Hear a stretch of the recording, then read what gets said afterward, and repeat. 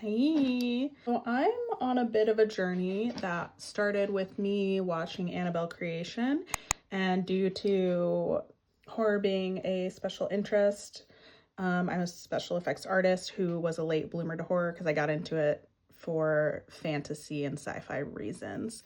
I was craving watching a horror movie. I had not seen Annabelle creation, and I loosely knew that like Annabelle, the Conjuring, the Nun movies were in the same universe, but somehow I hadn't seen any of the Annabelle movies, and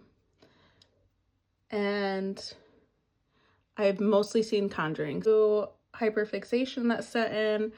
I am now in the journey of watching them all in the proper order, not the order they were released, but the order of how things happened within that world. I thought we could yap about it while I do my makeup. Maybe it'll be a series. ADHD, so I'm scared to say that.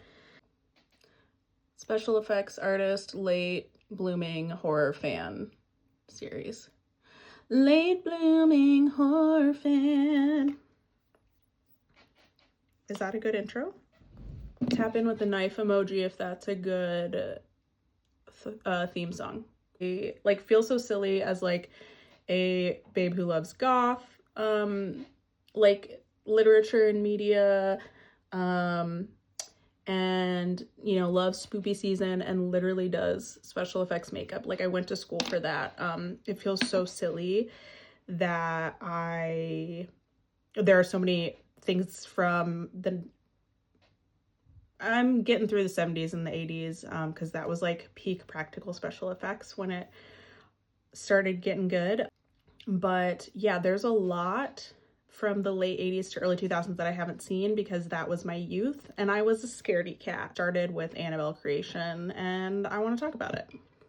While we do that, I'm gonna do my makeup using the Wicked Widow American Psycho palette. That's a pressed pigment eyeshadow palette. Figured I'd stick with the horror theme. There is a Conjuring makeup collection. I unfortunately do not own it. That would have been perfect for this series. Maybe I'll get it eventually I'm not sure if it was like a collection, like a capsule collection, but if it's still available, maybe I can get it before this series is done. But to at least be on theme with horror, I am gonna go ahead and use the American Psycho palette. I don't know what I got on this mirror, but regardless, I'm going to show you how beautiful this palette is. Off, like I do listen to a lot of horror and true crime podcasts, so I did know a little bit about the origins of the doll. See any of the films, and I love an origin story, so it was really exciting to you know, immediately get into seeing the doll makers like space and the actual creation of the doll pre-horror, pre all the shenanigans that happen, and seeing that they had a happy family. I immediately was like, oh, well, let me enjoy this for 2 seconds because I know it's gonna get real bad. It was gifted to me. This is the Dreamlit Illuminating Cloud Primer. It's pretty cool.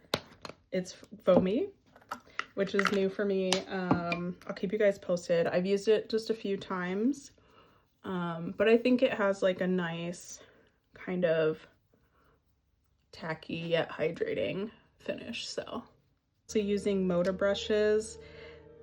These have some really cool like ombre situation here, and then I have one from the Pro line as well. I do have an affiliate code. I'll put it there for if you like. These are yummy cruelty-free brushes. I think they perform pretty well, but you can stay tuned and see for yourself.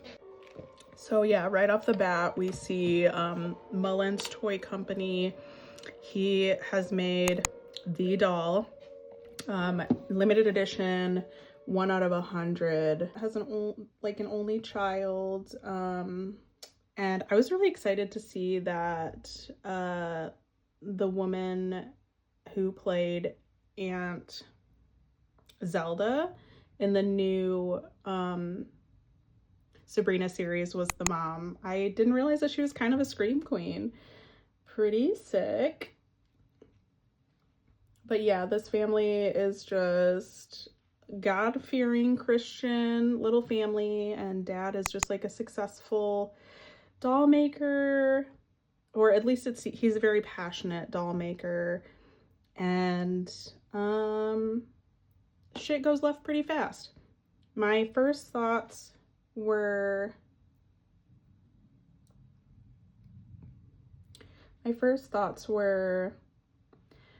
this is so sad that that child died.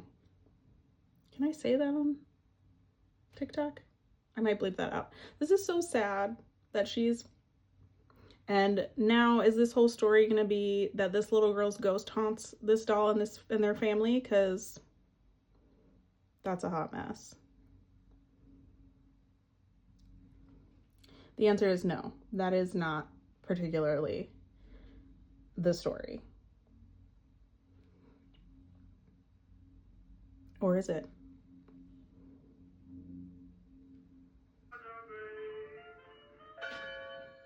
Also, the little girl loves listening to You Are My Sunshine to fall asleep, and that was a song that my mom always sang to me, so I'm like, yes, let's make childhood memories creepy forever now. Personally, losing your life after going to church just feels extra traumatic. Like, shit is just not gonna be right, you know?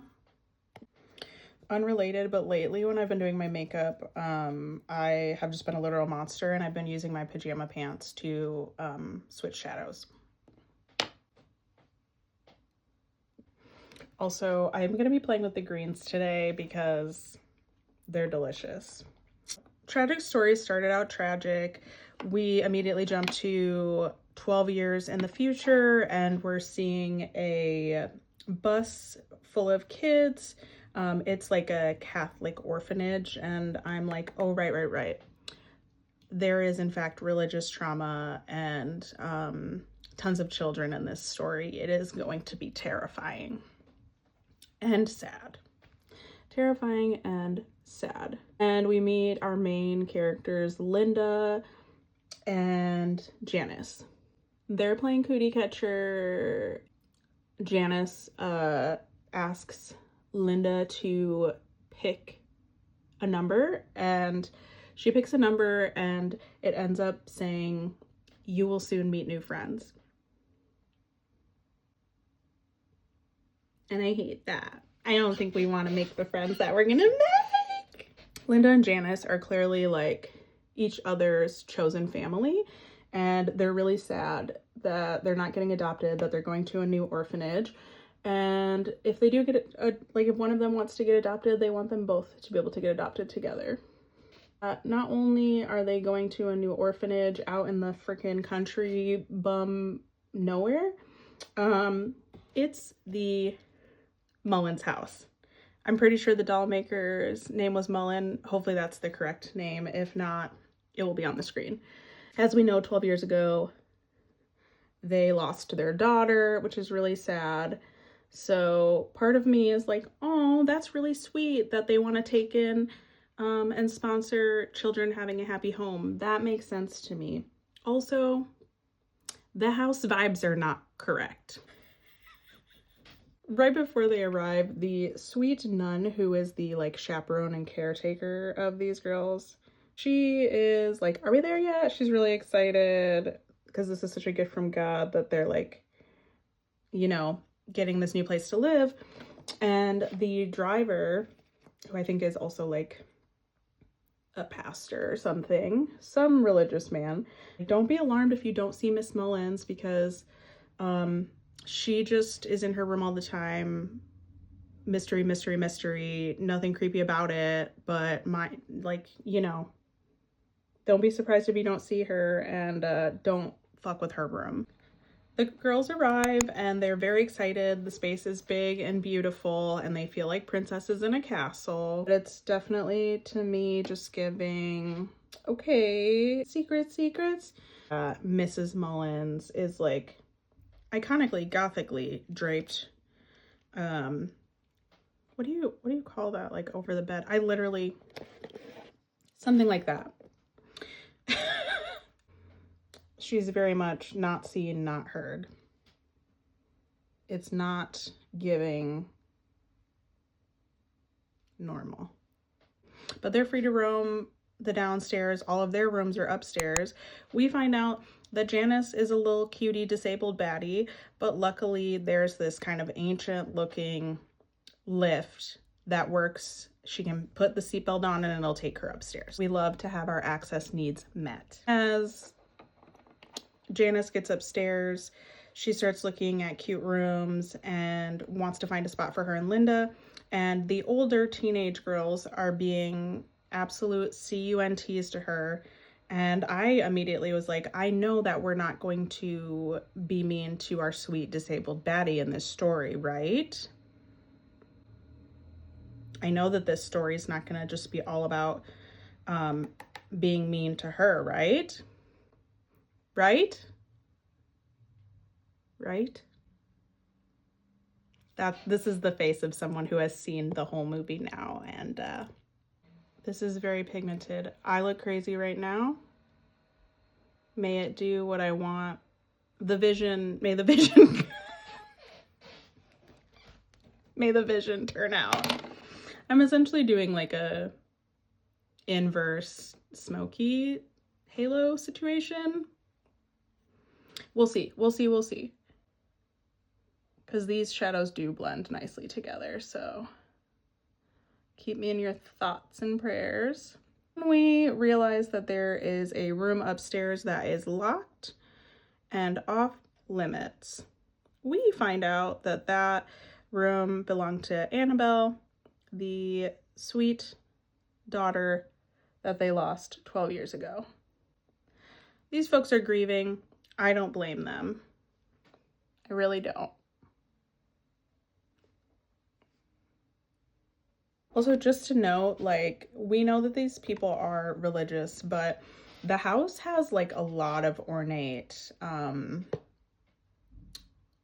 religious art, crosses, and like, I don't know how to describe it, but like the staircase has this really cool, almost looks like the windows that you would see in the church, and there's like little cutouts that are red. It's very ornate, very goth, very cunty.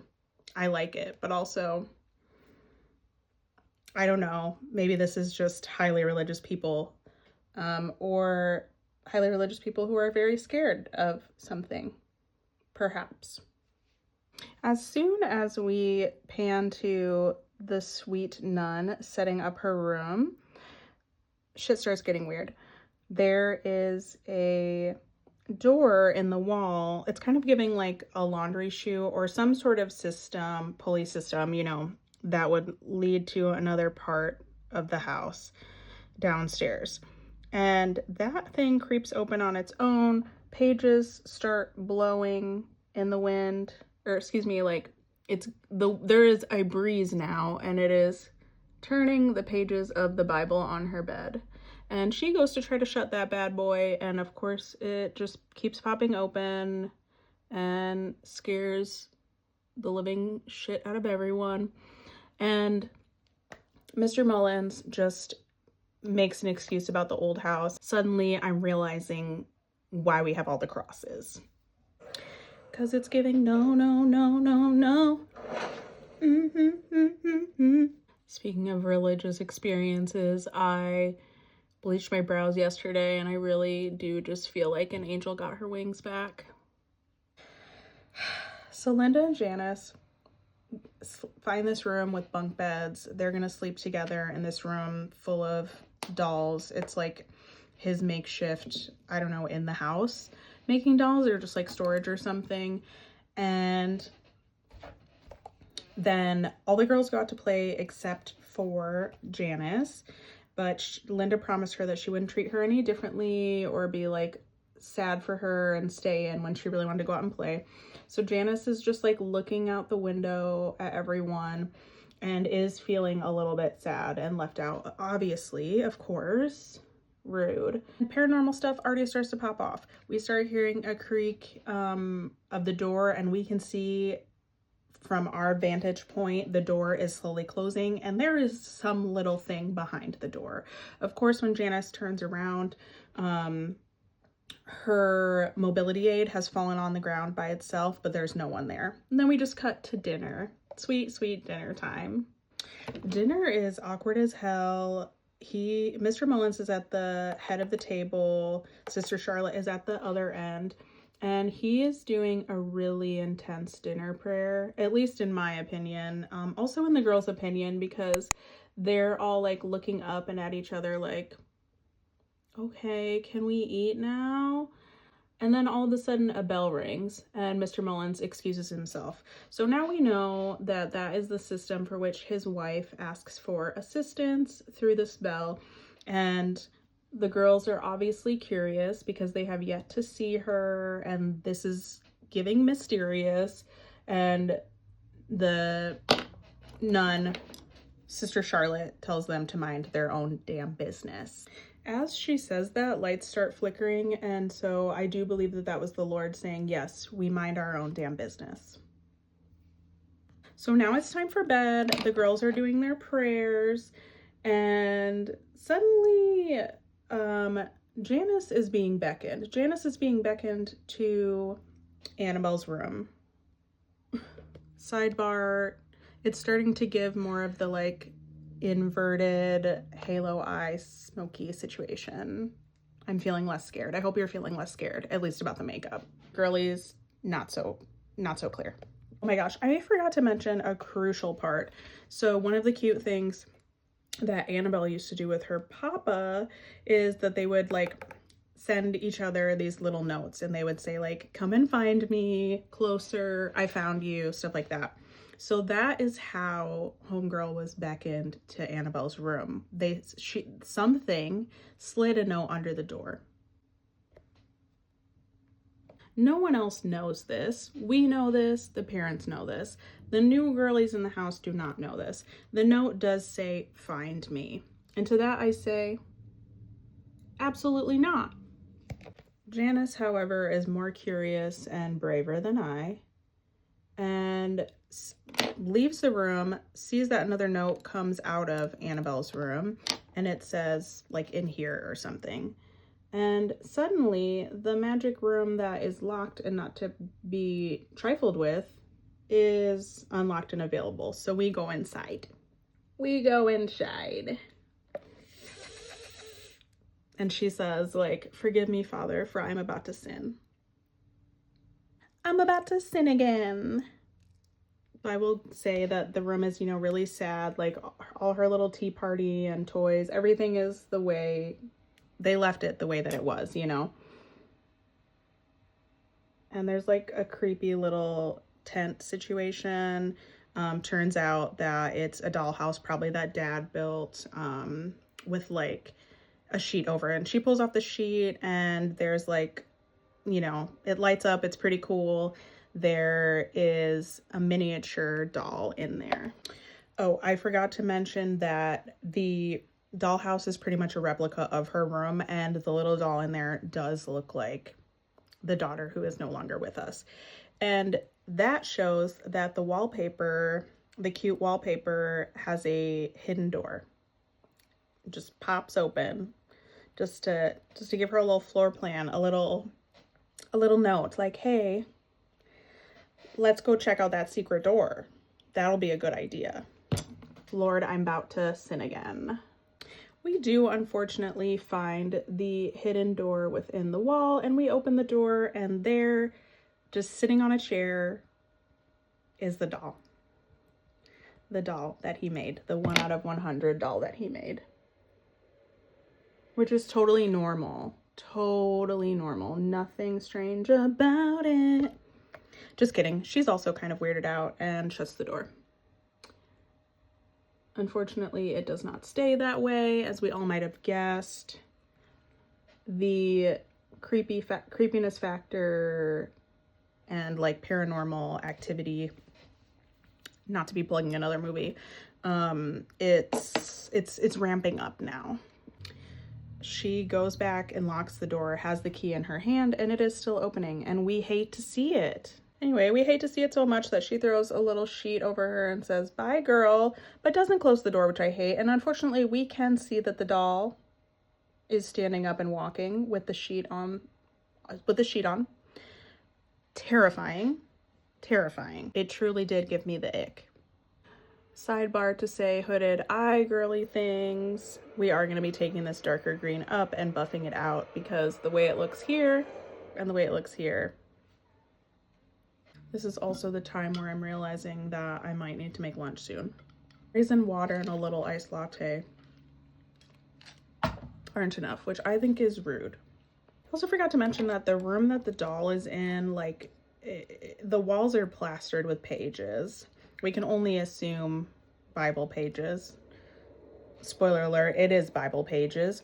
And when we circle back to the room after she makes it back to her room and is scared and just crawls into bed and doesn't want to get caught, the room is empty now. So we have clearly unleashed something. We have clearly unleashed. The next day, the bratty teens are continuing to be bratty teens and being so mean to Linda. And I'm so sad that Janice can't be out there with her. I don't know why she can't play outside. I feel like she could play outside in the wheelchair, but whatever. We are singling her out.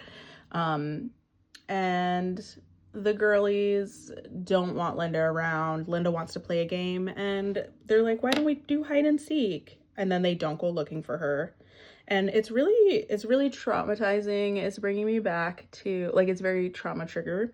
All I can think about is my friend's family who was really into church. I went to GEMS with her. If you guys don't know what GEMS is, it's kind of like a girly pop after school club where we do things like make prayer journals and learn Christian songs, and the older girls who started shaving their legs and think that they're cooler than you are complete assholes to the younger girls, just like this.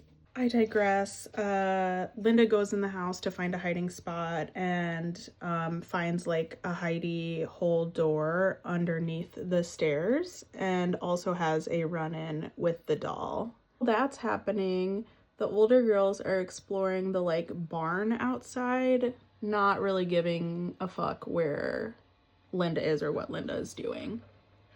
So that's fun.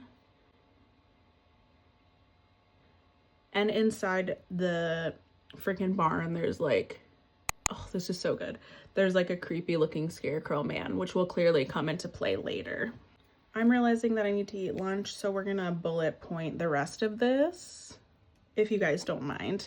But let me know if you love like long form content, because I do think that I want to do things like this on YouTube. And also, like, I said this in another video, but like I'd love to do makeup and pick like specific topics or genres and do a makeup that like makes sense with it, like talking about vampires while doing a vampire special effects look. So there'll definitely be more long form stuff coming if you guys are into that. And also maybe even if you're not, because it might just be fun for me and that's what matters most. Lens is helping shut that creepy thing that keeps opening in Sister Charlotte's room. He notices a photo of her and nuns, and she explains that this was like a cloister nun situation in Romania.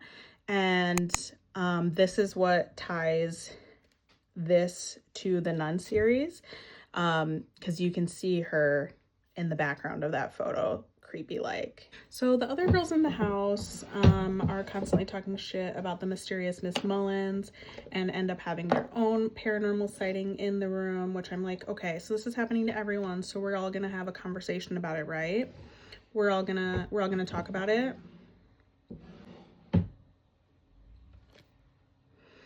Paranormal shit continues to happen in the nighttime in Annabelle's room as well. And we've made it to the point where things are getting very violent. And I'm over here with my detective hat who knows things about things from movies. That's like, this is not giving the girls ghost. It's not giving the girls ghost because ghosts can't do stuff like that. It's giving poltergeist or worse. Poltergeist at best. And we see creepy claws creepy claws. So it's clearly giving demon. And homegirl tries to run away. By homegirl, I mean Janice. And she uses her little chair to go down the stairs, but unfortunately it gets stuck and it brings it back up. And then she gets thrown into the air and then she gets thrown to the ground. And we don't love that. I said in the beginning, are we just going to be mean to my disabled baddie girly the whole time? And the answer is yes, and it will progress. I'm mad about it. She already has a hard time enough being an orphan who's othered by her roommates. And all she wants is to have a sweet family adopt her and her chosen sister, not be thrown around by demons. That's my guess. That's my guess, that she wouldn't like that. So everyone just acts like this was an accident of some sort, not a paranormal experience that was effed up. The movie really starts to piss me off because now we're showing Mr. and Mrs. Mullins a little bit more. Their story's unraveling a little bit more from the doctor, and now she can't walk, and we don't know if she'll be able to walk again. Prior to this, she was walking with the assistance of a mobility aid. And so she's going to be sleeping downstairs, and she tries telling the sister that, like, we can't stay here. I didn't fall down the stairs. Shit is messed up here. We gotta go. And she's like, there's nowhere else for us to go. So she's literally like, I sense an evil presence in this house. And the sister is just like, we're out of options, babe. I don't know what to tell ya. No, she actually says something really kind because Janice is like, you know, the devil picks on the weak. And so that's why this is happening to me. And the sister's like, no, they pick on the weak of like soul or spirit or like belief, not like the weak of the flesh. So that was very like sweet and affirming, but also is not going to help in this situation. Unrelated and not sponsored, but I am obsessed with the So Juicy ColourPop. It's like a plumping lip liner. And like, I don't super duper like seek out plumping things in general. Like, I already have juicy lips, but I really like the way this feels and smells, and the tingle is like pretty good, nothing too crazy, and I really got it for the color and didn't realize it was plumping at first, so that was a shock, but I'm into it. Anyway, like I said, I'm pissed learning more about Mr. and Mrs. Mullins because he's by her bed sharpening what looks like a crucifix, like with a knife at the end. Like he's like whittling a sharpened cross. For what, sir? What do we know? Turns out they know a lot. And he goes, maybe it was his mistake bringing the girlies here. And I said, yes, I think it was, but what are you not saying to us? And he goes, what if the girl who fell didn't just fall? And I am saying, okay, say more. The missus says it was an accident and accidents happen, but we all saw what we saw. Then they proceed to talk about how it's been quiet here for 12 years. Okay. They don't just mean it's been quiet because they've been living alone. Very cryptic, and she's very dismissive and is just like, you should just enjoy the presence and the energy of the girls being here while he's whittling his cross knife. I don't love it. Why did y'all let them come into this place? Things continue to get spooky ooky, and then I would say we get to a climax of things when we are outside and Janice gets put in the barn. I can't remember how she gets in there, but she's in there. No, the barn door opens by itself. Then you see what you think is Sister Charlotte pushing her in there. That's not Sister Charlotte. Unfortunately, she got, and you see what looks like the ghost or the like embodiment of Annabelle. And that is just kind of what the demon is showing you, or, you know, how it's presenting right now. And the whole thing is that, you know, the doll is a conduit. I believe that's what it's called. And like, it's just been looking for a host. And unfortunately, you do see her spit black goo into Janice's mouth. And then all of a sudden, Janice is like, I'm fine. Janice is not fine. Janice is no longer with us and is now the host. And I'm angry.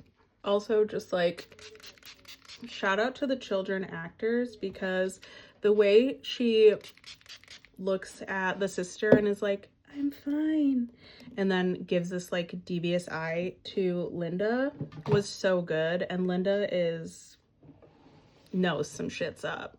That's not Janice. That's not my sister. Sorry, I'm getting a little bit ahead of myself. But I mean, horror fans, we know what's what. That's definitely giving demon, okay? So the girls are all talking about the crazy shit that they've been seeing, and they're like, well, it can't be a ghost because ghosts are only dead people, and I feel like I saw this, this, and this. Then Linda talks to Mr. Mullins, Samuel, and is like, Janice didn't mean to. She knows she wasn't supposed to, but she went into the room and she saw that doll, and he starts freaking out and is like, what doll? There's no way. That's in a locked room. Again, I say, why did you let these people here? Why did you let these girls here if you knew some scary shit was in your house? Foolishness. But then we wouldn't have this story to watch, so I digress. Of course, he's freaking out and he's like, you should never go near that doll. Of course, he goes back into the house and the doll is at the dining room table with a little note. And then Janice shows up, creepy as hell, singing that little sunshine song, and also she's standing. So the jig is up. The jig is up, bones start cracking, it turns into its normal tall ass demon form. Ooh. Maybe I'm not supposed to talk about that. It takes out Mr. Mullins. Hate to see it. Real sad, but also he could have prepared better for this. I'm sorry, I shouldn't be blaming the victim, but I'm mad also. Like, I'm sad, I'm mad, I'm mad, I'm sad. I'm also just like, okay, it's time to go now. It's time to go. I think also at this point, I think he's just really injured. He's not gone forever. But spoiler alert, shit continues to get bad. Linda tries to dispose of the doll, which if we know anything from any other movie with a creepy doll, that thing will just reappear. The sister was with her, so I'm just glad that at least like more adults are like in the know now. Well, adults that will actually help. So now's the time where we learn that Mr. and Mrs. Mullins knew all along that there was some freak shit happening in the house and that it was their fault. They prayed and prayed and asked for anything and anyone, not just the Lord, to let them be able to see and speak to their daughter again. And something answered. They thought it was their little girl because tricksters be tricking. Turns out it's not, but obviously they'd let this evil into their house. So that's bad. And then they took the time to, I think they called a priest. They did end up locking it in that room full of Bible pages, but obviously it is back. So once again, I say, why did we think it was okay to let the children come live here? Why are we still living here with said doll?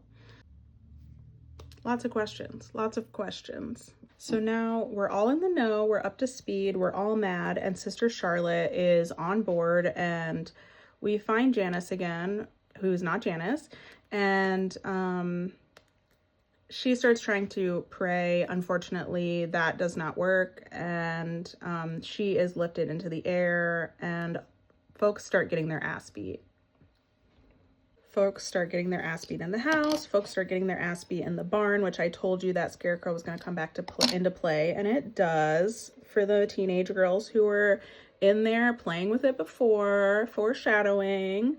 And And God, I just, you know, I don't know why I'm getting hopeful watching horror movies, but I just wanted so much more for Janice and really was hoping Janice was going to be like final girl vibes. And I guess in a way she is, but not in the way that I would have hoped for.